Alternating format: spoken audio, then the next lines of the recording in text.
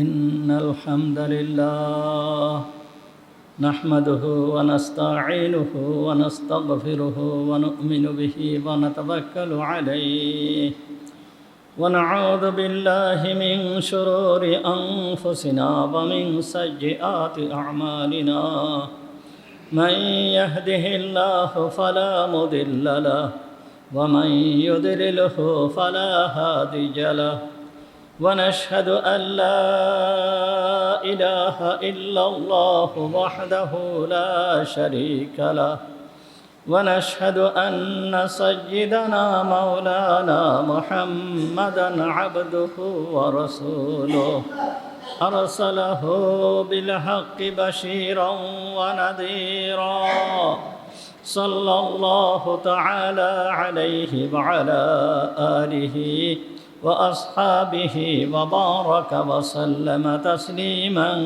كثيرا أما بعد فأعوذ بالله من الشيطان الرجيم بسم الله الرحمن الرحيم ذلك من أنباء الغيب نوحيه إليك وما كنت لديهم إذ أجمعوا أمرهم وهم يمكرون وما أكثر الناس ولو حرصت بمؤمنين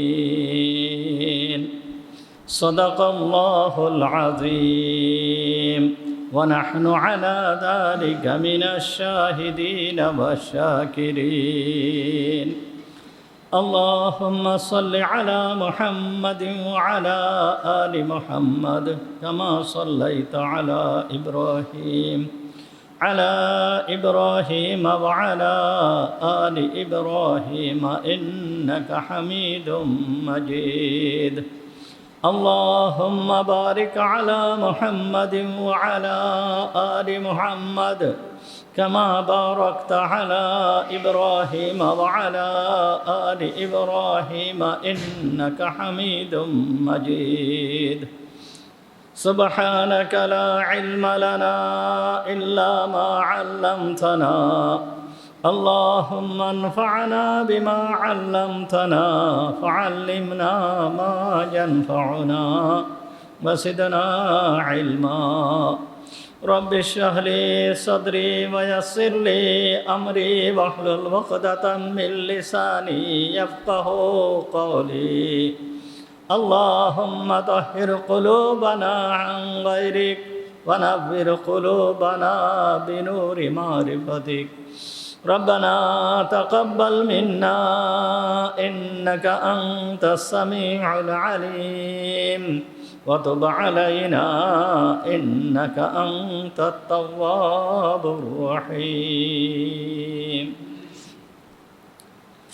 সমস্ত প্রশংসা সেই মহান রব্বুল আলামিনের জন্য যিনি আমাদেরকে আজকের এই পবিত্র জুমার দিনে জুমার নামাজ পড়তে আসার তৌফিক দান করেছেন এই জন্য আমরা সবাই বলি আলহামদুলিল্লাহ। আলোচনা চলতেছিল সূরা ইউসুফ সম্পর্কে। ইউসুফ আলাইহিস সালামের ঘটনার প্রায় শেষ প্রান্তে চলে এসেছি। 50 জুমা এই আলোচনা ধারাবাহিকভাবে চলতেছে। এই আলোচনার ভিতরে তথা সূরা ইউসুফের ভিতরে আল্লাহ তাআলা বহুত নসিহাত আমাদের জন্য দিয়েছেন। আল্লাহ তাআলার উদ্দেশ্য শুধুমাত্র ঘটনা শোনানো নয়, এই ঘটনার থেকে উপদেশ গ্রহণ করা, এইটাই হচ্ছে মূল উদ্দেশ্য। এই জন্য পবিত্র কুরআনুল কারীমের ভিতরে বিভিন্ন নবীদের ঘটনা এবং অন্যান্য বিভিন্ন ধরনের ঘটনা কুরআনুল কারীমের ভিতরে এনে আমাদেরকে এই উপদেশ গ্রহণ করার সুযোগ আল্লাহ তাআলা দান করতেছেন। তাই সূরা ইউসুফের ভিতরে যেই সমস্ত ঘটনা, যেই সমস্ত বিষয় আমাদের উপদেশের জন্য অত্যন্ত প্রয়োজনীয়, এইগুলো আগেই বলা হয়েছে, আলোচনার প্রথমেই বলা হয়েছে। প্রায় 31টা বিষয় এমন রয়েছে এই সূরার ভিতরে যে এই 31টা বিষয় সম্পর্কে এর ভিতরে আলোকপাত করা হয়েছে। এই সূরা ইউসুফের ভিতরে একটা বিষয়ে আলোকপাত করা হয়েছে যেইটার হালকা বর্ণনা ইতিপূর্বে দেওয়া হয়েছে, সেটা হচ্ছে যে আল্লাহ তাআলা বান্দাদেরকে যেই সমস্ত কাজ করতে বলেন, অর্থাৎ যেই সমস্ত ইবাদত করতে বলেছেন, যেই সমস্ত আমল বান্দারা করে, এই আমলের সব, এই আমলের প্রতিদান আল্লাহ তাআলা দুনিয়াতে দেন না। এই আমলের প্রতিদান আল্লাহ তাআলা দান করবেন আখিরাতে। কোনো আমলের প্রতিদান আল্লাহ তাআলা দুনিয়াতে দেন না। যদি আল্লাহ তাআলা দুনিয়াতে এই আমলের প্রতিদান দিতেন, তাহলে এই আমলের প্রতিদান অতি সামান্য হয়ে যেত। এই জন্য আল্লাহ তাআলা কোনো আমলের প্রতিদান দুনিয়াতে দেন না। আমলের প্রতিদান এইগুলো আল্লাহ তাআলা আখিরাতে দেবেন। কিন্তু দুনিয়াতে যদি আমল করা হয়, নেক আমল করা হয়, এর একটা বরকত আল্লাহ তাআলা দান করেন। এই বরকতটা সবার জন্য সমানভাবে হয় না। আল্লাহ তাআলা কাউকে বেশি দান করেন, কাউকে কম দান করেন। এটা সম্পূর্ণ আল্লাহর ইচ্ছা, যাকে যেই রকম ইচ্ছা সেই রকমভাবে দান করেন। এই সম্পর্কে আল্লাহ তাআলা সূরা ইউসুফের ভিতরে আল্লাহ তাআলা বর্ণনা করতেছেন, যেইটা আলোচনা হয়ে গিয়েছিল। আল্লাহ তাআলা বলতেছেন, ওয়াকাযালিকা মাক্কান্না লিইউসুফা ফিল আরদি ইয়াতাবাওয়াউ মিনহা হাইসু ইয়াশা নুসিবু বিরহমাতিনা মান নাশাউ ওয়া লা নুযিউ আজরাল মুহসিনিন। আল্লাহ তাআলা এখানে বলতেছেন, এই আয়াতের এসে যাওয়ার আগে দেখেন আল্লাহ তাআলা হযরতে ইউসুফ আলাইহিস সালামকে কিভাবে সেই ছোট্ট কাল থেকে নিয়ে কত কষ্টের ভিতর দিয়ে আল্লাহ তাআলা মিশরের বাদশাহী দান করেছেন। তা হযরত ইউসুফ আলাইহিস সালাম ছোটোবেলা থেকে যে কষ্ট করেছেন, ভাইয়েরা তাকে কূপের ভিতরে ফেলে দিল, এই কূপের ভিতরে পড়ে থাকা অবস্থায় তিনি ধৈর্য ধারণ করেছেন। নিঃসন্দেহে তিনি ধৈর্য ধারণ করেছেন। এই ধৈর্যের যে প্রতিদান, তিনি যে ধৈর্য ধারণ করেছেন, এর যে প্রতিদান, এর প্রতিদান তো ইউসুফ আলাইহিস সালাম অবশ্যই পাবেন। আল্লাহ তাআলা এই প্রতিদান অবশ্যই ইউসুফ আলাইহিস সালামকে দান করবেন। কিন্তু এই প্রতিদান আল্লাহ তাআলা দুনিয়াতে দিবেন না, বরঞ্চ দান করবেন কোথায়? আখিরাতে। কিন্তু এর কিছু সিটাফেটা যার প্রভাব অর্থাৎ রহমত আল্লাহ তাআলা দুনিয়াতে ইউসুফ আলাইহিস সালামকে দিয়েছেন। তাহলে কূপের ভিতরে থেকে যেই কষ্ট উনি করেছেন, যেই ধৈর্য ধারণ করেছেন, তারপরে কূপ থেকে ওঠার পরে ব্যবসায়ীদের সঙ্গে যাওয়ার সময়ও যে কষ্ট উনি সহ্য করেছেন, মিশরের ভিতরে যাওয়ার পরে মিশরের প্রধানমন্ত্রীর ঘরে থাকা অবস্থায় উনি বহুত কষ্ট করেছেন, বহুত ধৈর্য ধারণ করেছেন, বহুত ষড়যন্ত্রের শিকার হয়েছেন। এর উনি যেই পরিমাণ কষ্ট করেছেন, এই কষ্টের যে প্রতিদান, এটাও তো আল্লাহ তাআলা দিবেন। এরপরে জেলখানার যেই জীবন, এই জীবনেও বহুত কষ্ট করেছেন, বহুত কষ্ট করেছেন, এর প্রতিদান তো আল্লাহ তাআলা দিবেন। কিন্তু এই সমস্ত কিছুর প্রতিদান আল্লাহ তাআলা জান্নাতে দান করবেন, আখিরাতে দান করবেন। প্রতিদান তো জান্নাতে দান করবেন, আখিরাতে দান করবেন। কিন্তু এই সমস্ত নেক আমল, এই সমস্ত নেক আমল করার দ্বারা আল্লাহ তাআলার কিছু রহমত প্রাপ্ত হওয়া যায়। আল্লাহ তাআলা কিছু রহমত দান করেন দুনিয়াতে, সেই রহমত আল্লাহ তাআলা নেক আমলের বদৌলতে আল্লাহ তাআলা দান করেন। তা এই নেক আমলের বদৌলতে যেই রহমতটা আল্লাহ তাআলা দান করেন, এটা সবার জন্য সমানভাবে দেন না। কাউকে বেশি দান করেন, কাউকে কম দান করেন, এইভাবে দিয়েই থাকেন। নেক আমল করলে তার একটা আলাদা বরকত আল্লাহ তাআলা দুনিয়াতে দান করেন। সেই কথা আল্লাহ তাআলা বলতেছেন যে ওয়াকাযালিকা মাক্কান্না লিইউসুফা ফিল আরদি ইয়াতাবাওয়াউ মিনহা হাইসু ইয়াশা। আল্লাহ তাআলা বলতেছেন যে এই রকমভাবেই আমি ইউসুফকে মিশরের রাষ্ট্র ক্ষমতা দান করলাম। অর্থাৎ সে যে নেক আমল করেছে এই নেক আমলের বদলা না, এইটা নেক আমলের বদলা স্বরূপ না, বরঞ্চ এই নেক আমল করার কারণে কিছুটা রহমতের ছিটা ফাটা এইটা আল্লাহ তাআলা ইউসুফ আলাইহিস সালামকে দিয়েছেন। আল্লাহ তাআলা সেই কথা বলতেছে যে এর কারণে আমি তাকে দান করেছি কি মিশরের বাদশাহী আমি তাকে দান করলাম। এটা কেমন বাদশাহী ছিল? আল্লাহ তাআলা বলতেছে ইয়াতাবাওয়াউ মিনহু হাইসু ইয়াশা, সে যেখানে অবস্থান করতে চাইতো সেইখানে সে অবস্থান করতে পারত। এই মিশরের বুকে যেখানে সে অবস্থান করতে চাইতো সেইখানে সে অবস্থান করতে পারত। মিশরের লোকজন তার প্রতি এমন অনুগত হয়েছিল যে তার জন্য জীবন দেওয়ার জন্য প্রস্তুত হয়ে গিয়েছিল। এই রকমভাবে রাষ্ট্র ক্ষমতা হযরত ইউসুফ আলাইহিস সালামকে আল্লাহ তাআলা দান করেছিলেন। আর আগেই আপনাদের সামনে আলোচনা করা হয়েছে যে কেমনভাবে উনি রাষ্ট্র ক্ষমতা পেয়েছিলেন।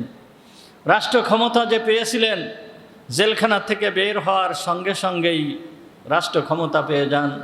বাদশাহ ইউসুফ আলাইহিস সালামকে দেখে তার প্রতি মুগ্ধ হয়ে তাকে রাষ্ট্র ক্ষমতা দান করেন।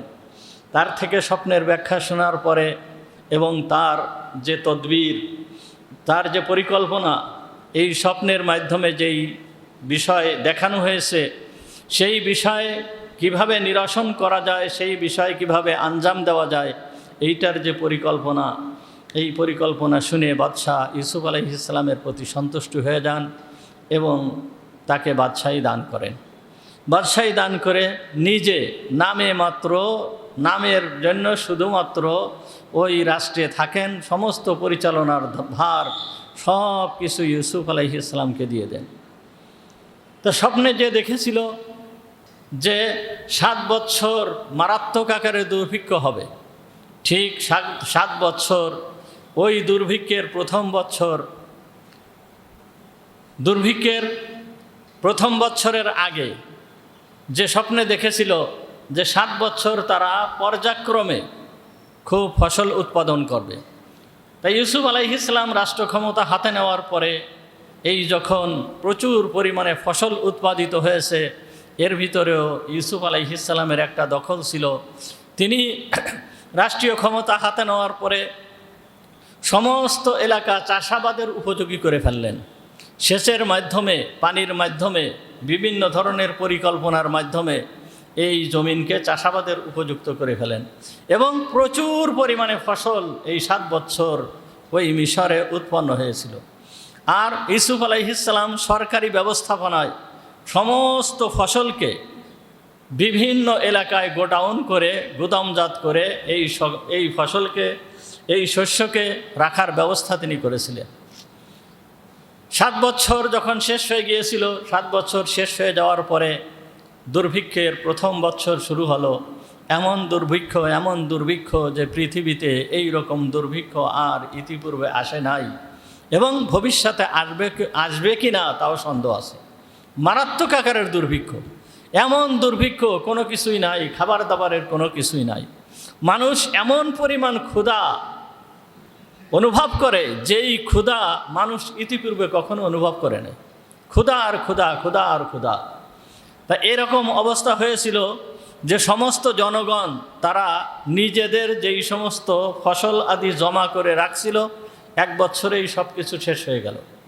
1 বছরে যখন শেষ হয়ে গেল তখন রাষ্ট্রের কাছের থেকে ফসল নিতে হবে। তখন রাষ্ট্র তো মূল্য নিয়ে তাদেরকে ফসল দেওয়ার ব্যবস্থা করেছে। তখন রাষ্ট্র মিশরের জনগণের কাছের থেকে যেই পরিমাণ টাকা পয়সা ছিল, এই টাকার বিনিময়ে তাদেরকে খাদ্য দিয়েছে।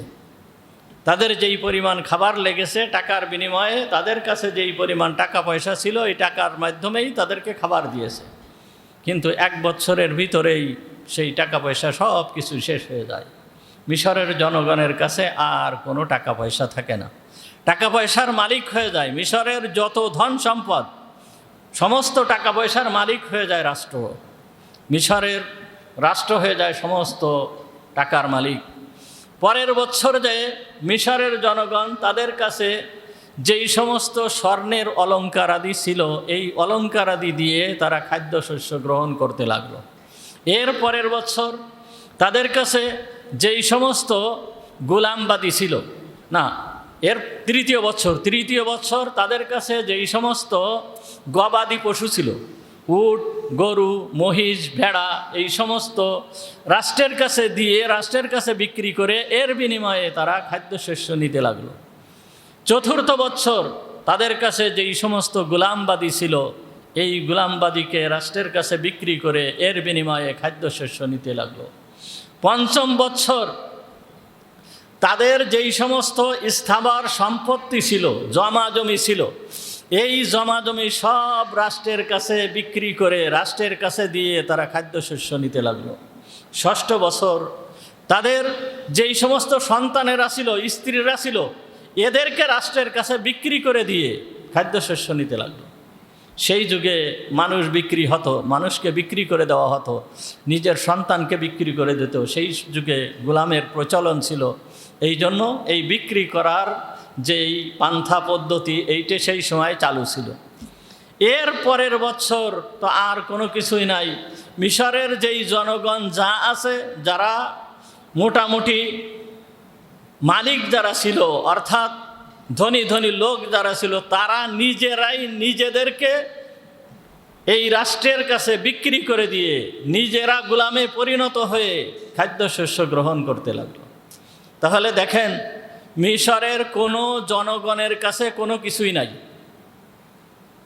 এই 7 বছরে মিশরের জনগণের কাছে, জনগণের হাতে কিন্তু কোনো কিছু নাই।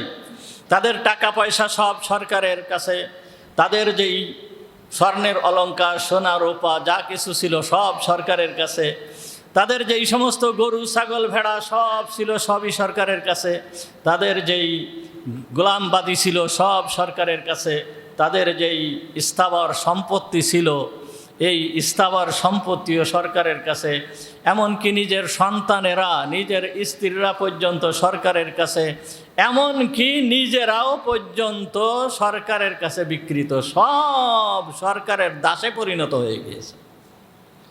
তা যেই সমস্ত যেই এলাকার মানুষ দাসে পরিণত হয়ে যায়, তারা দাস হয়।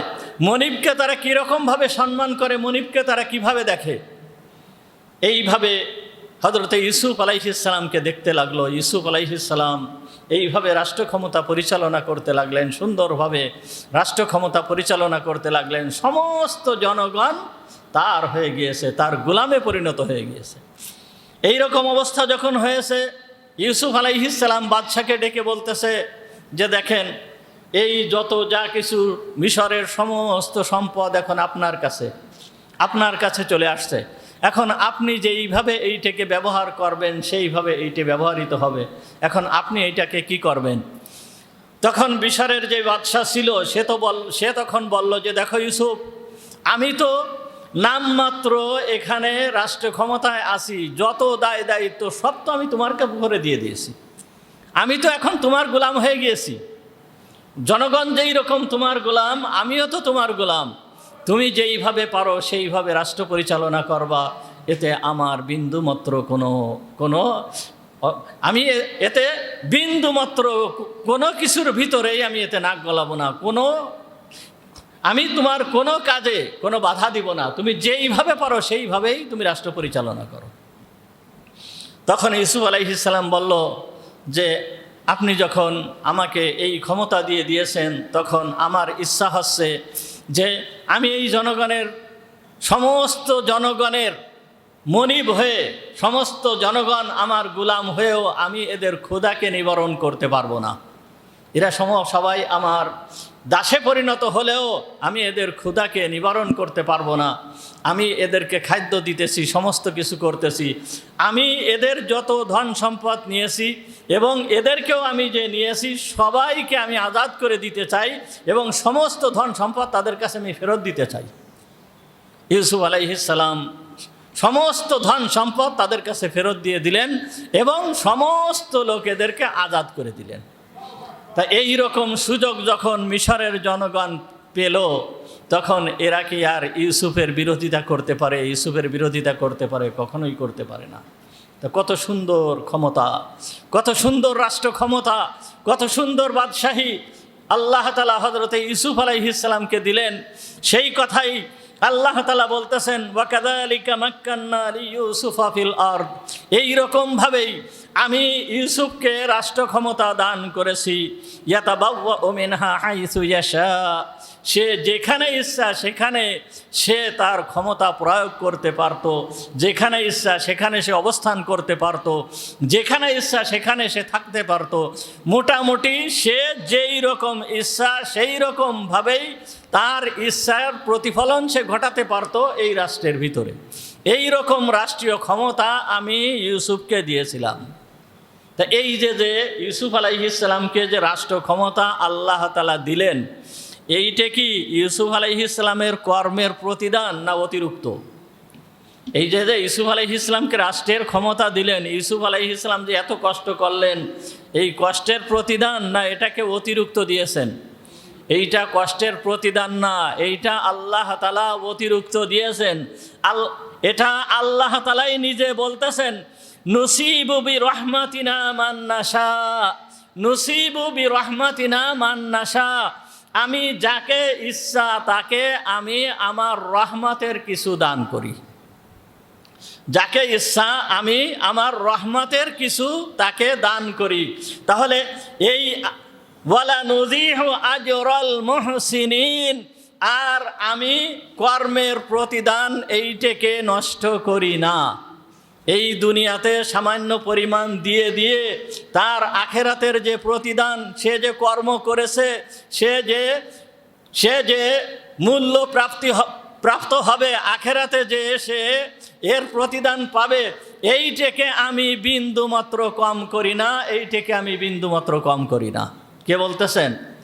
আল্লাহ তাআলা বলতেছেন। অর্থাৎ কাজ করার পরে যে মুজরি, সেই মুজরিটা আল্লাহ তাআলা আখেরাতে দান করবেন।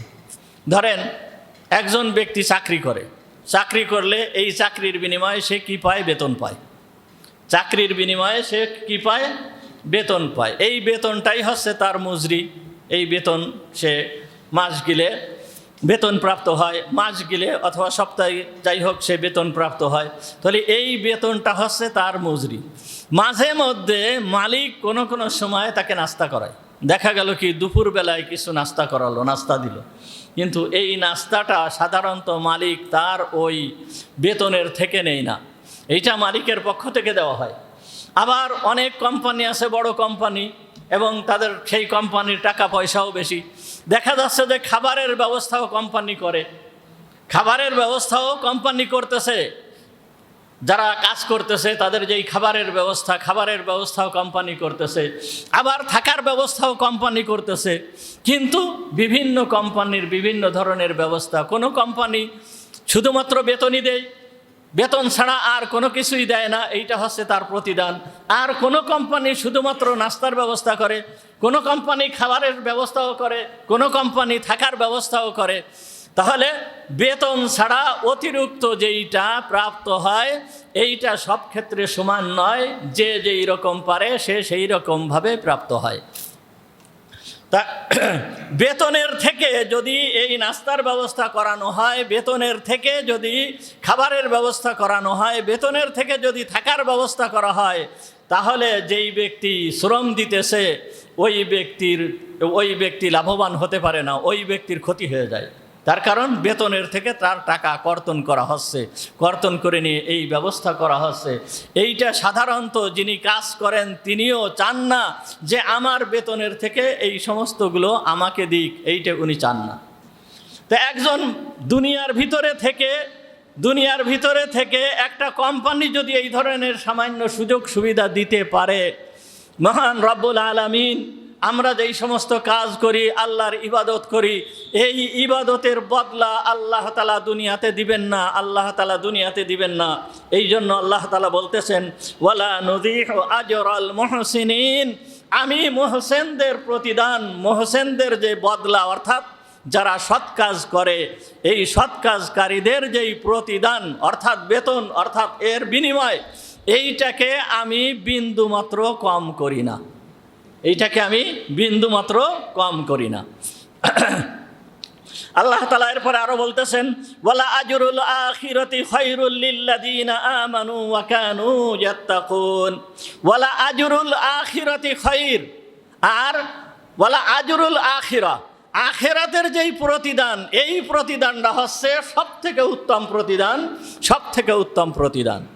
তাহলে মানুষ যে কাজ করে, মানুষ যে ইবাদত করে, ধরেন আমরা যেই ইবাদত করতেছি, আমরা এই জুমার দিনে নামাজ পড়তে আসছি, ফজরের নামাজ পড়তেছি, বিভিন্ন ধরনের যেই সমস্ত ইবাদত করতেছি, হজ করতেছি, হজের মৌসুম চলে আসছে, এখন মানুষ হজ করতেছে, হজের বড় প্রতিদান, হজের বহুত সব, এই সমস্ত যে প্রতিদান,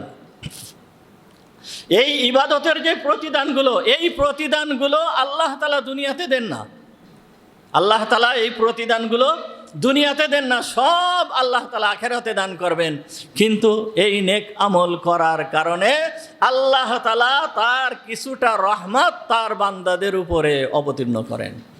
এই কিছুটা রহমত আল্লাহ তাআলা বান্দাদের উপরে অবতীর্ণ করেন। আর এই রহমতের সিটা ফাটার উদাহরণ হচ্ছে হযরত ইউসুফ আলাইহিস সালামের এই রাষ্ট্র ক্ষমতা দান করা। ইউসুফ আলাইহিস সালামকে আল্লাহ তাআলা কত বড় রাষ্ট্র ক্ষমতার অধিকারী করেছিলেন। এই সামান্য পরিমাণ রহমতের এই বহির্প্রকাশ হচ্ছে ইউসুফ আলাইহিস সালামের এই রাষ্ট্র ক্ষমতা। সুতরাং আমরা যে ইবাদত করি, এই ইবাদতের প্রতিদান আল্লাহ তাআলা অবশ্যই আমাদেরকে আখিরাতে দান করবেন। আর এই ইবাদতের মাধ্যমে সামান্য কিছু বরকত পাওয়া যায়। এই বরকত হচ্ছে এইটা, এই বরকত হচ্ছে এইটা। এই বরকতের ভিতরে একটা জিনিস রয়েছে, দিলের প্রশান্তি, অন্তরের প্রশান্তি। যেই সমস্ত বান্দারা আল্লাহর ইবাদত করে, এই সমস্ত বান্দাদের অন্তরের ভিতরে এমন একটা প্রশান্তি আল্লাহ তাআলা দান করেন, যেই প্রশান্তি এই ইবাদতকারী ছাড়া অন্য কেউ এই প্রশান্তি পায় না। আপনারা এগুলো অনুভব করেন, বুঝতে পারেন। যেই সমস্ত ব্যক্তিরা রোজা রাখেন, যারা রোজা রাখেন, বলেন তো রোজা রাখার সময়, রোজা রেখে যখন রোজা রাখা হচ্ছে, এই রোজাটার যেই প্রতিদান এটা আল্লাহ দান করবেন। এটা আল্লাহ তাআলাই নিজেই বলতেছেন, আস-সাওমু লি ওয়া আনা আজজি বিহি, রোজা আমার জন্য, এর প্রতিদান আমি দিব। কিন্তু একটা প্রশান্তি অন্তরের ভিতরে আসে, যেই রোজাদার ব্যক্তি, এই রোজাদার ব্যক্তি ইফতারকে সামনে নিয়ে যখন বসে, যখন রোজাদার ব্যক্তি ইফতার করে, তার অন্তরের ভিতরে যেই প্রশান্তি, আর কোনো ব্যক্তি এমন আছে যে রোজা নাই কিন্তু ইফতার সামনে নিয়ে বসতে হয়েছে, ইফতার সামনে নিয়ে বসতে হয়েছে, রোজা নাই, হয়তো কোনো অনুষ্ঠানে যোগদান করেছে, এই অবস্থায় সে কি করছে, ইফতারকে সামনে নিয়ে বসছে, কিন্তু সে রোজা নাই। তাহলে ওই ব্যক্তির অন্তরের ভিতরে কি বিন্দুমাত্র প্রশান্তি আসবে? বিন্দুমাত্র প্রশান্তি আসবে না, বরঞ্চ আরও তার মনের ভিতরে থাকবে যে আমি তো রোজা নাই, আমি ইফতার করতেছি, এইটা কি ঠিক হচ্ছে, এইটা কি ঠিক হচ্ছে, এইরকম ধরনের মনের ভিতরে একটা দ্বিধাদ্বন্দ্ব এইরকম আসে। কিন্তু নেক আমল যারা করে, আল্লাহ তাআলা তাদের অন্তরের ভিতরে এই প্রশান্তিটা দান করেন। আর এই প্রশান্তির কারণে তার দুনিয়ার বিভিন্ন ধরনের যেই সমস্ত দুশ্চিন্তা আছে, এই দুশ্চিন্তাগুলো আস্তে আস্তে আস্তে আস্তে দূর হয়ে যায়। তাহলে নেক আমলের মাধ্যমে আল্লাহ তাআলা নেক আমলের বদলা, নেক আমলের প্রতিদান এটা আখিরাতে দান করবেন। আর দুনিয়াতে আল্লাহ তাআলার সামান্য কিছু রহমত আল্লাহ তাআলা দান করবেন। সেই কথাই বলতেছে, নুসিবু বিরহমাতিনা মান নাশা, আমি যাকে ইচ্ছা তাকে কিছু রহমত আমি দান করি। এইটাই হচ্ছে দুনিয়ার এই সুখ শান্তি, দুনিয়ার এইগুলো যেইগুলো আমরা দেখতেছি। যাই হোক, তাহলে ইউসুফ আলাইহিস সালামের এইখান থেকে আমরা এই উপদেশটাও গ্রহণ করলাম। এরপরে আমরা চলে আসছি ইউসুফ আলাইহিস সালামের ঘটনার শেষ প্রান্তে। 102 নম্বর আয়াত তেলাওয়াত করা হয়েছে। এই আয়াতের ভিতরে আল্লাহ তাআলা বলতেছেন, ওয়াকাযালিকা মিন আম্বাইল গায়বি নূহিহি ইলাইকা ওয়া মা কুনতা লাদাইহিম ইয আজমাউ আমরাহুম ওয়া হুম ইয়ামকুরুন।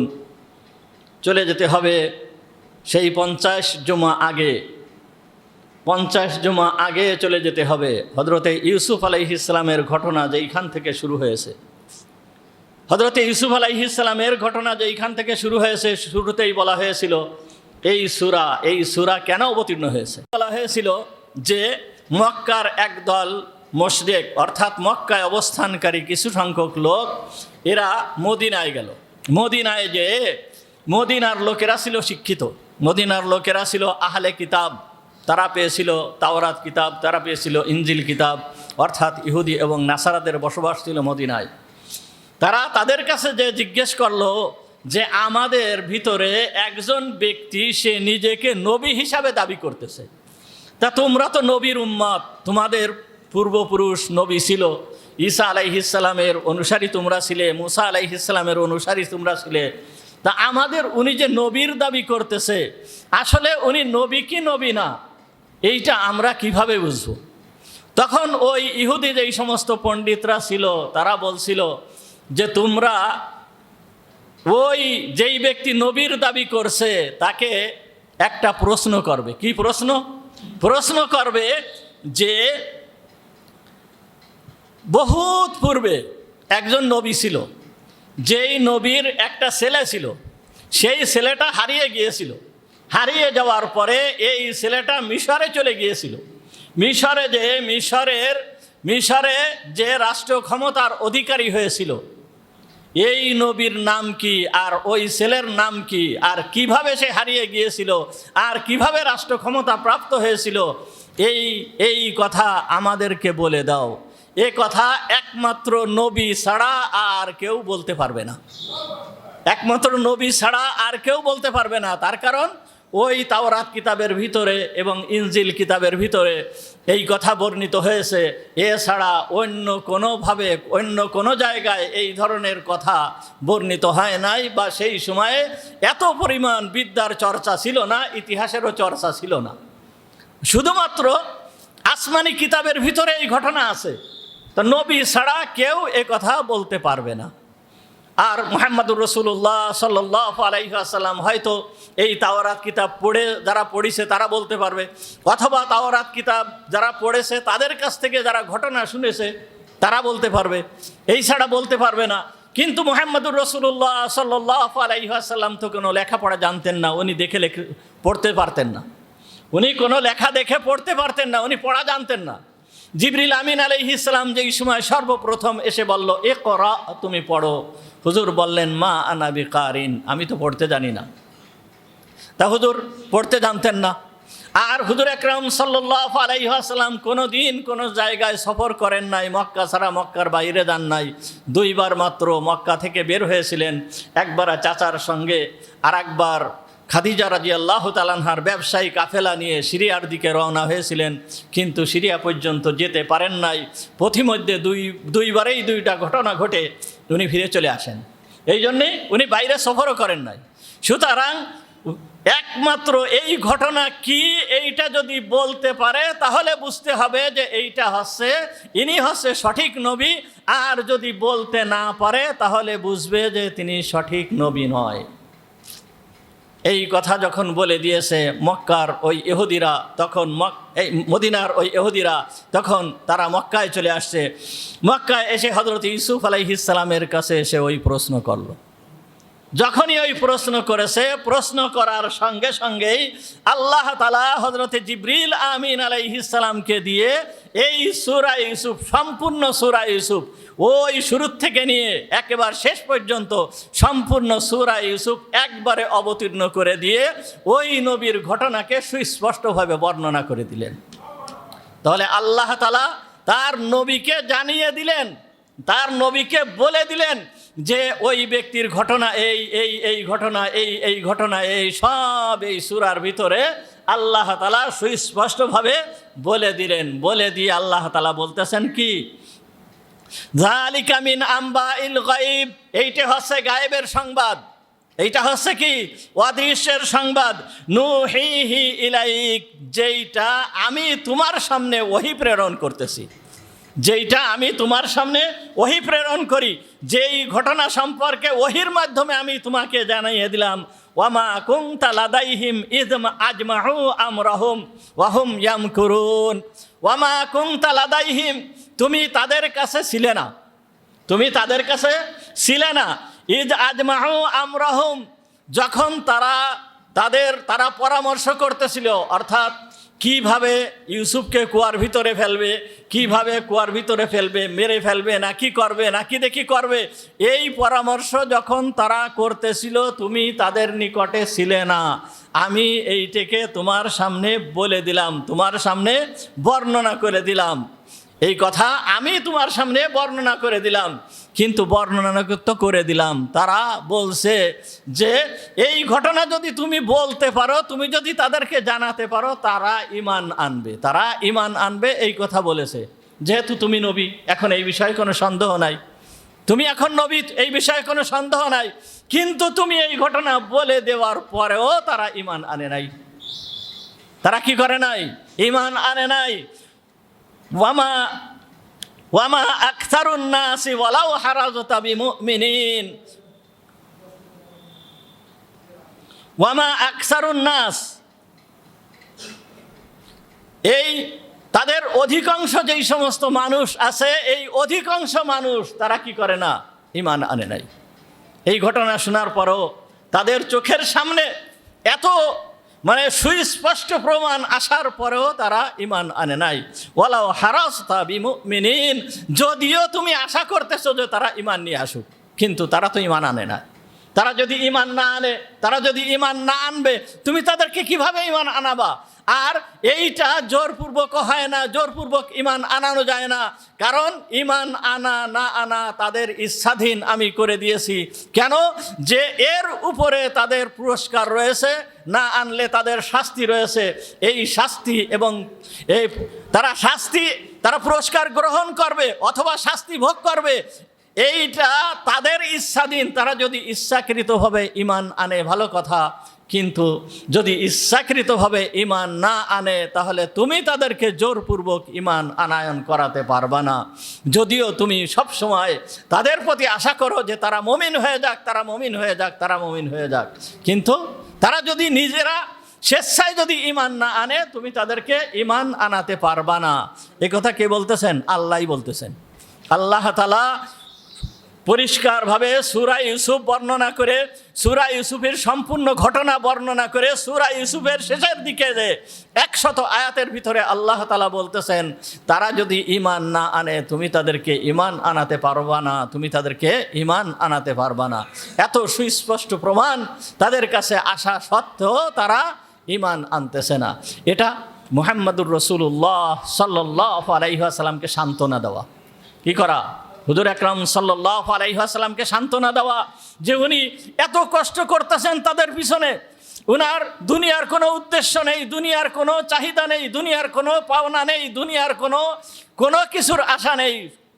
শুধুমাত্র কিভাবে তারা ঈমান আনবে, কিভাবে তারা সৎ পথে চলে আসবে, কিভাবে তারা সব আল্লাহওয়ালা হয়ে যাবে, এই একটাই মাত্র কাজ মুহাম্মদুর রাসূলুল্লাহ সাল্লাল্লাহু আলাইহি ওয়াসাল্লামের, কিন্তু তারা গ্রহণ করতেছে না। এই জন্য হুজুর মনক্ষুণ্ণ। এমনকি এই ঘটনা তো কোন সময়ের ঘটনা? হিজরতের পূর্বের ঘটনা। এমনকি এই ঘটনার ভিতরে ইঙ্গিত দেওয়া হচ্ছে, তুমি যে এই পবিত্র মক্কা ভূমিতে রয়েছো, তুমি এই মক্কা ভূমিতে আর থাকতে পারবে না, কিছুদিন পরেই তোমার এখান থেকে হিজরত করে চলে যেতে হবে। যেই রকমভাবে ইউসুফ আলাইহিস সালাম, সে একজন আল্লাহর উচ্চ পর্যায়ের পয়গম্বর ছিল, এই পয়গম্বরতে বাপের স্নেহে থাকতে পারে নাই, ভাইদের আদরের ভিতরে থাকতে পারে নাই, একেও বাপের স্নেহ থেকে দূর করে রাখা হয়েছে, একেও ভাইদের আদর থেকে দূর করে রাখা হয়েছে, এরও কষ্টের জীবন অতিবাহিত করতে হয়েছে। সুতরাং তোমারও এই রকম ধরনের একটা জীবন আসতেছে, এই রকম ধরনের একটা জীবন আসতেছে। এই জন্যই আল্লাহ তাআলা এই সূরা ইউসুফকে অবতীর্ণ করে মুহাম্মদুর রাসূলুল্লাহ সাল্লাল্লাহু আলাইহি ওয়াসাল্লামকে সান্ত্বনা দিচ্ছেন যে ওয়ালাউ হারাজতা বিমুমিনিন, যদিও তুমি মুমিনদের প্রতি কি করো? আফসোস করতে থাকো, আশা করতে থাকো যে তারা কি হয়ে যাক, ঈমানওয়ালা হয়ে যাক। ওয়ামা তাসআলুহুম আলাইহিম মিন আজর, আর তুমি তাদের কাছে এর বিনিময়ে কোনো প্রতিদানও চাচ্ছ না। তুমি যে সারাদিন তাদের পিছনে মেহনত করতেছো, কষ্ট করতেছো, ওয়ামা তাসআলুহুম আলাইহিম মিন আজর, তুমি এর বিনিময়ে কোনো প্রতিদানও তাদের কাছে চাচ্ছ না। ইন হুয়া ইল্লা যিকরুল লিল আলামিন, এটা শুধুমাত্র জগৎবাসীদের জন্য নসিহাত স্বরূপ এই কুরআনুল কারীম আমি তাদেরকে দান করেছি। এই কুরআনুল কারীম তুমি তাদেরকে পাঠ করে করে শোনাচ্ছ, এর বিনিময়ে তুমি বিন্দুমাত্র তাদের কাছ থেকে কোনো পারিশ্রমিক চাচ্ছ না, তারপরেও তারা ঈমান আনতেছে না। সুতরাং তোমার এই বলে মনক্ষুণ্ণ হওয়ার কোনো কিছুই নাই। তারা নিজেরা যদি ঈমান না আনে, তুমি তাদেরকে ঈমান আনাতে পারবা না। দেখেন এইখানে আল্লাহ তাআলা তার হাবিবকে সান্ত্বনা দিচ্ছেন। ঠিক তেমনিভাবে হাবিবকে আল্লাহ তাআলা যেইভাবে সান্ত্বনা দিয়েছেন, আল্লাহ তাআলা এ কথা বোঝাতে চাচ্ছেন যে এই হাবিবের পরবর্তী পর্যায়ে এই হাবিবের ওয়ারিস যারা হবে, হাবিবের উত্তরসূরি যারা হবে, তাদের পরিস্থিতিও এই রকম হবে, এই রকম ধরনের তাদের পরিস্থিতি হবে। সমস্ত আলেম উলামা যারা আছে, নবীর উত্তরসূরি যারা আছে, প্রকৃতপক্ষে নবীর নায়েব যারা, নায়েবে রসুল যারা, নবীর ওয়ারিস যারা, এরা চায় প্রতিটা মানুষ ঈমানওয়ালা হয়ে যাক, প্রতিটা মানুষ নামাজি হয়ে যাক, প্রতিটা মানুষ ভালো হয়ে যাক, প্রতিটা মানুষ আখলাকি হয়ে যাক, প্রতিটা মানুষ অন্যায় ছেড়ে দিক, প্রতিটা মানুষ পাপের কাজ ছেড়ে দিক, প্রতিটা মানুষ মাতা পিতার সাথে সদ্ব্যবহার করুক। এইটা সমস্ত আলেম ওলামারা কিন্তু এইটা চায়। কিন্তু তাই কি হচ্ছে? তাই হচ্ছে, যদিও তারা চাচ্ছে, কিন্তু মানুষ সেইভাবে গ্রহণ করে না। নবীর কথাই শুনি নাই, তা আলেম ওলামাদের যারা আছে তাদের কথাই কিভাবে শুনবে? এইটা আল্লাহ তাআলা জোরপূর্বক কাউকে শোনান না। আল্লাহ তাআলা ঘাড় ধরে কাউকে এই দিনের কাজ করান না। এটা সম্পূর্ণ তার ইচ্ছাধীন, সম্পূর্ণ তার ইচ্ছাধীন। এইটা জোরপূর্বক আল্লাহ তাআলা কাউকে এই দিনের কাজ করান না। কেন? এর ভিতরে রয়েছে বড় প্রতিদান, এর ভিতরে রয়েছে বড় প্রতিদান, আর নইলে রয়েছে কঠিন শাস্তি। যদি গ্রহণ করে বড় প্রতিদান পাবে, আর যদি গ্রহণ না করে তাহলে কঠিন শাস্তি ভোগ করতে হবে। এই জন্য আল্লাহ তাআলা জোরপূর্বক কাউকে করান না, ইচ্ছার উপরে ছেড়ে দিয়েছেন।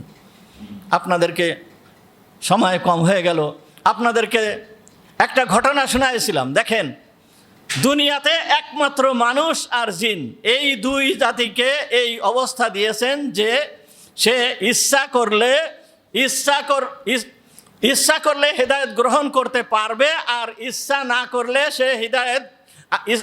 করলে হেদায়েত গ্রহণ করতে পারবে, আর যদি সে ইচ্ছা না করে তাহলে সে তার কপালে হেদায়েত হবে না।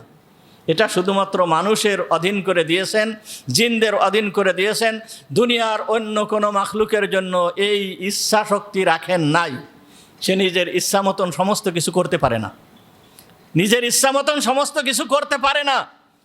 একটা প্রাণী, এই প্রাণীটাও সে নিজের ইচ্ছা মতন সমস্ত কিছু করতে পারে না। আপনাদেরকে একটা ঘটনা শোনাইছিলাম। মুহাম্মদুর রাসূলুল্লাহ সাল্লাল্লাহু আলাইহি ওয়াসাল্লামের একদল সাহাবী আফ্রিকার ভিতর দিয়ে, ওই আফ্রিকার জঙ্গলের ভিতর দিয়ে ওরা দিনের কাজে বের হয়েছিল। দিনের কাজ বলতে তখন ছিল জিহাদ ফি সাবিলিল্লাহ, আল্লাহর রাস্তায় জিহাদে বের হয়েছিল। এই ব্যবসায়ী দল, এই মানে মুজাহিদ দল যেই সময় ওই রাস্তা দিয়ে যাচ্ছে, যাওয়ার সময় এই জঙ্গলের ভিতরে একটা জায়গা, এই জায়গায় বসে তারা বিশ্রাম করতেছে। বিশ্রাম করতে করতে এমন অবস্থা হয়েছে, ওই জায়গায় একজন সাহাবী এমন ছিল যার নাম ছিল সাফিনা। ওনার নাম ছিল সাফিনা রাদিয়াল্লাহু তাআলা আনহা। এই সাফিনা রাদিয়াল্লাহু তাআলা আনহা ওইখানে বসে, পাহাড়ের পাদদেশে বসে উনি একটু ঘুমায় গেছেন। যখন ঘুমায় গিয়েছেন, তখন অন্যান্য যেই সমস্ত মুজাহিদরা তারা ওইখান থেকে রওনা হয়ে চলে গিয়েছে। চলে যাওয়ার পরে উনি তো ঘুম অবস্থায় রয়েছেন, ওনার ঘুম ভাঙ্গেনি। যখনই ঘুম ভাঙছে তখনই দেখে যে তারা কিন্তু নাই, অন্যান্য মুজাহিদরা নাই। এখন জঙ্গলের ভিতর দিয়ে কোনো পথও চিনা জানা কোনো পথ নাই, কোন দিকে গিয়েছে, কিভাবে যাবে, এইটা উনি ঠিক করতে পারতেছেন না। হঠাৎ করে যখন উনি দাঁড়িয়েছেন, দাঁড়ানোর সাথে সাথেই দেখে সামনের থেকে, ওই পাহাড়ের উপরের থেকে একটা বন্য জন্তু হতে পারে, সে বাঘ বা সিংহ যাই হোক, কিতাবের ভিতরে লেখা আসছে কালব। এই বন্য জন্তু এইখান থেকে নেমে আসতেছে। যখন নেমে আসতেছে, কিতাবের ভিতরে যেই শব্দ আছে এইটাকে সাধারণত সিংহ বলা হয়েছে, সিংহ। তা ও যখন ওইভাবে নেমে আসতেছে, এই সাফিনা রাদিয়াল্লাহু তাআলা আনহুকে দেখেই ও নেমে চলে আসতেছে। নেমে চলে আসার সঙ্গে সঙ্গে সাফিনা রাদিয়াল্লাহু তাআলা আনহু সামনে দাঁড়িয়ে গেলেন। দাঁড়িয়ে যায় ওই বন্য জন্তুটাকে লক্ষ্য করে বললেন, ইয়া আবাল হারিস। সিংহের উপাধি অনেক আছে, 100টা উপাধি। হায়াতুল হাইওয়ান কিতাবের ভিতরে তার লেখা আছে 100টা উপাধি এই সিংহের। তার ভিতরের একটা উপাধি আছে আবুল হারিস। সাফিনা রাদিয়াল্লাহু তাআলা আনহু ওই সিংহকে ডাকলেন, ইয়া আবাল হারিস তাআল ইলাইনা নাহনু আনা আসহাবু রাসূলিল্লাহি সাল্লাল্লাহু আলাইহি ওয়াসাল্লাম। হে আবুল হারিস, অর্থাৎ হে সিংহ, তুমি আমার কাছে আসো। আমি রসুলের প্রিয় একজন সাহাবী, আমি আমার সাথীদেরকে হারিয়ে ফেলেছি, সুতরাং তারা যে কোথায় আছে আমি তাদের সন্ধান জানতেছি না, সুতরাং তুমি আমাকে সাহায্য করো এই বিষয়ে।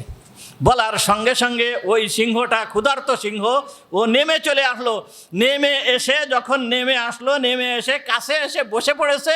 বসে পড়েই লেজ নাড়াচ্ছে। হযরত সাফিনা রাদিয়াল্লাহু তাআলা আনহু ওই সিংহের পিঠের উপরে বসছেন। বসার পরে ওই সিংহটা লেজ নাড়াতে নাড়াতে হেলে দুলে তাকে যে একেবারে মুজাহিদ দলের সঙ্গে নিয়ে মিশায়ে ফিরে চলে আসছেন। তো এই যে ঘটনা, সাহাবীর ক্ষেত্রে যেই ঘটনাটা ঘটলো, একটা প্রাণী কাকে বহন করেছে? এই সাফিনা রাদিয়াল্লাহু তাআলা আনহুকে এই প্রাণীটা বহন করেছে। পিঠে করে বহন করে নিয়ে বহু দূর পথ পাড়ি দিয়ে সেই জায়গায় এসে চলে গিয়েছে, ওই দলের কাছে পৌঁছায় দিয়েছে। এই প্রাণীটার কি কোনো সওয়াব হবে? বিন্দুমাত্র সে কোনো সওয়াব পাবে? প্রতিদান পাবে কি? একে কি কোনো প্রতিদান দেওয়া হবে? এর জন্য ওকে কি 2টা করে খাবার দেওয়া হয়েছে? একদিনে 2টা করে খাবার দেওয়া হয়েছে? না, তাকে প্রতিদান দেওয়া হবে না, প্রতিদান দেওয়া হয় না। তার কারণ এইটা সে নিজের ইচ্ছায় করে নাই, এইটা আল্লাহ তাকে তার ঘাড় ধরে করাইছেন। এইটা আল্লাহ তাকে কি করেছেন? তার ঘাড় ধরে আল্লাহ করাইছেন, এ নিজের ইচ্ছায় করে নাই। দেখেন আরেক ঘটনা, মুহাম্মদুর রাসূলুল্লাহ সাল্লাল্লাহু আলাইহি ওয়াসাল্লাম যেই সময় ওহুদের ময়দানে হুজুর সাল্লাল্লাহু আলাইহি ওয়াসাল্লাম যেই সময় আহত হয়ে গেলেন, তখন ওহুদের একটা গর্ত ছিল একটু উপরে, ওহুদের পাহাড়ের একটু উপরে একটা গর্ত ছিল। হুজুর সাল্লাল্লাহু আলাইহি ওয়াসাল্লাম ওই গর্তে উঠার জন্য উনি চেষ্টা করতেছেন গর্তের ভিতরে যাওয়ার জন্য, কিন্তু উঠতে পারতেছেন না। এই সময় হযরতে আবু তালহা রাদিয়াল্লাহু তাআলা আনহু হুজুরকে বললেন, হুজুর আমি বাঁকা হয়ে দাঁড়াচ্ছি, আপনি আমার পিঠের উপরে ভর করে ওই গর্তের ভিতরে প্রবেশ করেন। তখন আবু তালহা রাদিয়াল্লাহু তাআলা আনহু পিঠের উপরে ভর করে আবু তালহা রাদিয়াল্লাহু তাআলা আনহুর পিঠে পা দিয়ে ওই গর্তের ভিতরে পৌঁছে গিয়েছেন। আর ওই সময়ে মুহাম্মদুর রাসূলুল্লাহ সাল্লাল্লাহু আলাইহি ওয়াসাল্লামের মুখ দিয়ে বাহির হয়েছে ওয়াজাবাত। কি বাহির হয়েছে? ওয়াজাবাত। অবধারিত হয়ে গিয়েছে আবু তালহার জন্য জান্নাত। এই যে কাজটা করেছে, কতটুকু সময় করেছে? সামান্য একটু সময় মুহাম্মদুর রাসূলুল্লাহ সাল্লাল্লাহু আলাইহি ওয়াসাল্লামকে পিঠের উপরে উঠাইছে। এতটুক করার কারণে আবু তালহার জন্য জান্নাত অবধারিত হয়ে গিয়েছে। হুজুর সাল্লাল্লাহু আলাইহি ওয়াসাল্লাম এই কথা পরিষ্কারভাবে বলে দিলেন। কেন? এই সাফিনার মতন একজন সাহাবীকে একটা জন্তু সে কত দূর বহন করে নিয়ে গেল, তার কোনো প্রতিদান নাই। আর আবু তালহা সামান্য একটু হুজুরকে বহন করলো, তার পিঠে পা দিয়ে উপরে উঠলো, তার জন্য জান্নাত অবধারিত হয়ে গেল। কেন এই পার্থক্য হচ্ছে এই জন্য, আবু তালহা রাদিয়াল্লাহু তাআলা আনহু করেছে স্বেচ্ছায়, নিজের ইচ্ছায়, আর ওই প্রাণীটা করেছে আল্লাহ তাকে ঘাড় ধরে করায়েছে। তাই এই হচ্ছে পার্থক্য। তা মানুষকে আল্লাহ তাআলা স্বাধীনতা দিয়ে দিয়েছেন, ভালো কাজ যদি সে করে সে প্রতিদান পাবে, আর যদি খারাপ কাজ করে তাহলে সে শাস্তি ভোগ করবে। সুতরাং যদি কোনো মানুষ নিজেই যদি ভালো গ্রহণ না করে তাহলে জোরপূর্বক কেউ তাকে ভালো করাতে পারবে না। এই কথাই আল্লাহ তাআলা এখানে বলতেছেন, এখানে বুঝাচ্ছেন। সুতরাং নবীদের মতন আলেম ওলামা যারা আছে তারাও চায় যে তারা সমস্ত মানুষ ভালো হয়ে যাক, সমস্ত মানুষ সৎ কাজ করুক, কিন্তু যারা ইচ্ছাকৃতভাবে না আসবে আল্লাহ তাদেরকে কখনোই হিদায়েত দান করবেন না, ইচ্ছাশক্তি সম্পূর্ণ মানুষের হাতে আল্লাহ তাআলা ছেড়ে দিয়েছেন। এখানে হুজুর আকরাম সাল্লাল্লাহু আলাইহি ওয়াসাল্লাম বললেন যে এই আল্লাহ তাআলা বলতেছেন তুমি তাদের উপরে কোনো পারিশ্রমিক চাও না, তুমি তাদের উপরে কোনো পারিশ্রমিক চাও না। ঠিক তেমনইভাবে দেখেন হুজুর আকরাম সাল্লাল্লাহু আলাইহি ওয়াসাল্লামের ওইখান থেকে নিয়ে একবার আজ পর্যন্ত এমনকি কিয়ামত পর্যন্ত যেই সমস্ত নবীর ওয়ারিস যারা আছে প্রকৃতপক্ষে তারা কঠিন পরিশ্রমের মাধ্যমে এই জনগণের সেবা করে যাচ্ছে, কঠিন পরিশ্রমের মাধ্যমে জনগণের সেবা করে যাচ্ছে। তাই আপনার এই নামাজ পড়ানো বলেন, দিনের কাজ করা বলেন, মাদ্রাসা মসজিদে এই মাদ্রাসায় পড়ানো বলেন, যেইটাই বলেন, সামান্য অল্প পরিমাণ কোনো রকম সামান্য পারিশ্রমিক, যেইটাকে পারিশ্রমিক বলা চলে না। আমি চ্যালেঞ্জ করে বলতে পারি যে এই আলেম উলামারা যেইভাবে কষ্ট করতেছেন, নামমাত্র তাদের সামান্য পরিমাণ টাকা পয়সা দেওয়া হচ্ছে, এর বিনিময়ে তারা কাজ করতেছে দুনিয়াতে, এই দুনিয়াতে এর দৃষ্টান্ত দ্বিতীয়টা কেউ দেখাতে পারবে না। দুনিয়াতে এর দৃষ্টান্ত দ্বিতীয়টা কেউ দেখাতে পারবে না। একজন ইমাম সাহেব সে কত কষ্ট করতেছে, একজন মুয়াজ্জিন সাহেব সে কত কষ্ট করতেছে, তাকে সামান্য পরিমাণ বেতন দেওয়া হয়, যা নামমাত্র, এ বেতন বলেও বলা যায় না। এই রকম পরিমাণ বেতনের বিনিময়ে সে কাজ করে যাচ্ছে। এইভাবে সে কাদের আঞ্জাম দিয়ে যাচ্ছে। নায়েবে রসুল এইভাবে কাজ করতেছে। তারা পারিশ্রমিক চায় না। তারা কি করে? পারিশ্রমিক চায় না। কিন্তু যারা আছেন, যারা এই সমস্ত জিনিসকে পরিচালনা করেন, তাদের কর্তব্য তাদের দিকে লক্ষ্য রাখা, এইটা তাদের কর্তব্য। যদি আপনি আপনার কর্তব্য পালন করেন, একটু ইচ্ছা করেন, এই সমস্ত কিছুর ব্যবস্থা আল্লাহর পক্ষ থেকে আল্লাহ চালায়, আল্লাহ ব্যবস্থা করে দেয়। আপনার এই নিয়ে মাথা ঘামানো লাগে না, আল্লাহ চালায়। শুধুমাত্র আপনি একটু কি করবেন? ফিকির করবেন। এই রকম ফিকির করলেই আল্লাহ ব্যবস্থা করে দেয়। সুতরাং এদের দিকে একটু লক্ষ্য রাখাও এই যারা আছেন, জনগণ যারা আছেন, তাদেরও কর্তব্য। তার কারণ তারা এই সমস্ত কাজ করার জন্য সময় পায় না। দুনিয়ায় অন্য কাজ করবে, অন্য কোনো চাকরি করবে, চাকরি করে আপনার এই খেদমতের আঞ্জাম দেবে, এটা সম্ভব না, কখনোই সম্ভব না, এটা সম্ভব না। এই জন্য তাদেরও কর্তব্য তাদের দিকে বিশেষভাবে লক্ষ্য রাখা। যাই হোক, আল্লাহ তাআলা মুহাম্মদুর রাসূলুল্লাহ সাল্লাল্লাহু আলাইহি ওয়াসাল্লামকে এইভাবে সান্ত্বনা দিচ্ছেন। সান্ত্বনা দিয়ে এইভাবে হুজুর আকরাম সাল্লাল্লাহু আলাইহি ওয়াসাল্লামকে এইভাবে সান্ত্বনা দিলেন। কি সান্ত্বনা দিলেন? যে তোমারও কিছুদিন পর এইখান থেকে হিজরত করে চলে যেতে হবে। যেই রকমভাবে ইউসুফ আলাইহিস সালাম সে মা বাপ থেকে দূরে চলে আসছিল। এই সূরা ইউসুফ আল্লাহ তাআলা মুহাম্মদুর রাসূলুল্লাহ সাল্লাল্লাহু আলাইহি ওয়াসাল্লামের উপরে বর্ণনা করলেন। তা আজ 50 জুমারও বেশি, 50 জুমারও বেশি নিয়ে সময় ধরে আপনাদের সামনে এই সূরা ইউসুফের আলোচনা করা হলো। আল্লাহ তাআলার কাছে একটা আশা রাখি যে হয়তো আমি থাকবো না, দুনিয়াতে আমি থাকবো না, কিন্তু আমার এই আলোচনা থেকে যাবে, আমার এই আলোচনাগুলো থেকে যাবে। দুনিয়ার যেই প্রান্ত থেকে, যেই জায়গার কোনো একটা মানুষ যখন এই আলোচনাগুলো শুনবে, সে উপকৃত হবে। আল্লাহ তাআলা এর প্রতিদান আমাকে দান করবেন। শুধুমাত্র এই প্রতিদান আমাকে দান করবেন না, আপনারা যারা আমার সহযোগিতা করেছেন, আমার সাথে যারা আছেন, মন মানসিকতা দিয়ে বা বিভিন্ন ধরনের কথাবার্তা দিয়ে সহযোগিতা করতেছেন, এরাও এর প্রতিদান ওই যতদিন পর্যন্ত আমার এই আলোচনা নেটে থাকবে ততদিন পর্যন্ত মানুষ উপকৃত হতে থাকবে, যতদিন পর্যন্ত শুনতে থাকবে তার সওয়াবও আপনারা পেতে থাকবেন। এর ভিতরে বিন্দুমাত্র কোনো সন্দেহ নাই। এই 50 জুমা ধরে আমি এই সূরা ইউসুফের আলোচনা 50 জুমা ধরে চলতেছে। আর প্রত্যেকটা আলোচনা তো এইভাবে করা হয়।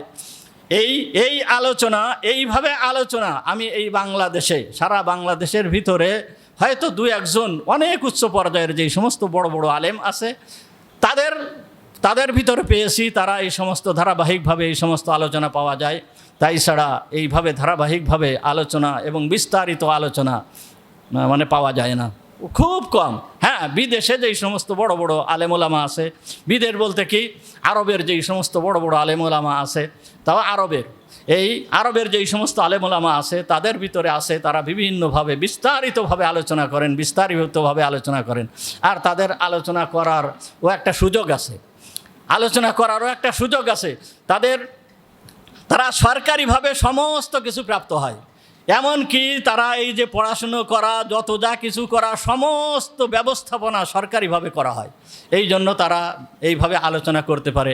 এক এক জায়গায় এক একজন আলেম যাচ্ছে, আলোচনা করার জন্য যাচ্ছে, সেই আলোচনা করার জন্য সরকারের পক্ষ থেকে গাড়ি দেওয়া হচ্ছে, সরকারের পক্ষ থেকে প্রোটোকল দেওয়া হচ্ছে, এবং এই আলোচনা যে করতেছে এর জন্য তাকে হাদিয়া দেওয়া হচ্ছে। এই জন্য তারা ওই সমস্তগুলো পারেন। কিন্তু আমাদের বাংলাদেশে সাধারণত এইগুলো হয়ে ওঠে না। যারা করেন তারা অত্যন্ত ত্যাগের মাধ্যমে, অত্যন্ত কষ্টের মাধ্যমে এইগুলো করেন। সুতরাং এর দ্বারা আশা করি আপনারা উপকৃত হবেন। আর এরপর মনে করতেছি যে আগামী জুমা থেকে আশা করতেছি যে আল্লাহ তাআলা যদি তৌফিক দান করেন, তাহলে কোরআনের ভিতরে বর্ণিত হযরতে ইব্রাহিম আলাইহিস সালামের ঘটনা, অর্থাৎ কোরআনে বর্ণিত, কোরআনের ভিতরে ইব্রাহিম আলাইহিস সালামের ঘটনা নিয়ে যেই সমস্ত কথাবার্তা বর্ণিত আছে সেইগুলো শুরু করতে চাচ্ছি। আল্লাহ তাআলা যদি তৌফিক দান করেন।